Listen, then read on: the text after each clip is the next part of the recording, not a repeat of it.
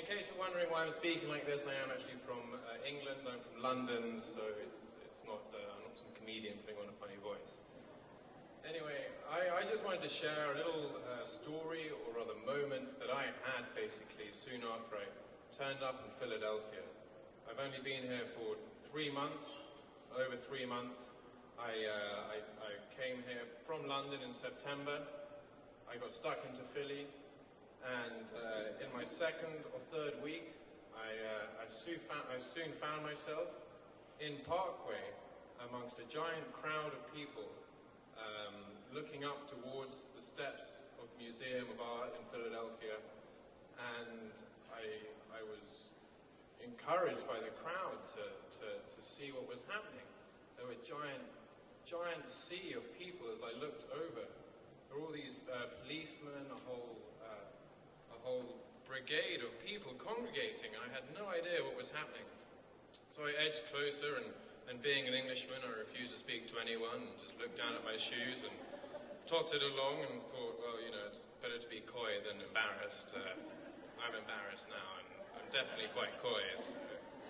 Anyway, so I walk along, and I hear these people speaking, these lofty words, this kind of grand eloquence about how the world is changing, how we're all going to get together, and I look around me and I see these, I look into these people's faces, and I see what it is that is making them react, and I see these words just echoing around Parkway with its kind of autumnal golden leaves and its long avenue, stretching out back to this museum, which is covered in this kind of late afternoon light sunshine.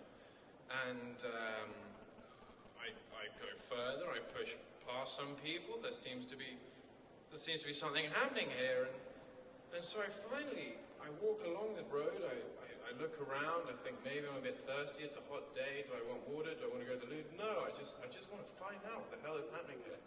So I ask this big guy to my left.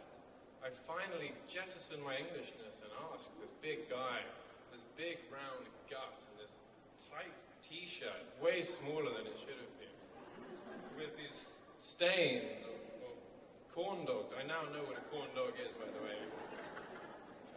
Yeah, anyway, that's a different story, another 5 minutes. But I asked this guy, I'm like, excuse me, sir, what the hell is happening here? And he looks down at me and just goes, vote registration. I'm like, what?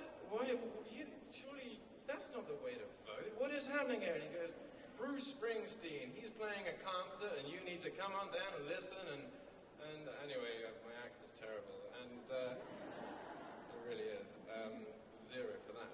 And so this guy basically explains to me the whole process of vote registration, that Bruce Springsteen, the boss, I mean there is only one boss and it's Bruce Springsteen, and he was there to warm up the crowd and to get people going about this great election, this defining moment in America's history after everything else that has happened in the last 8 years. So I'd get talking to this guy, we shake hands, I introduce myself eventually, coughing out another little mothball of Englishness. Steve is his name. Anyway, I get talking to Steve, we talk, he says he loves England, he loves the monarchy. I say I'm interested in American politics. What is this voting thing?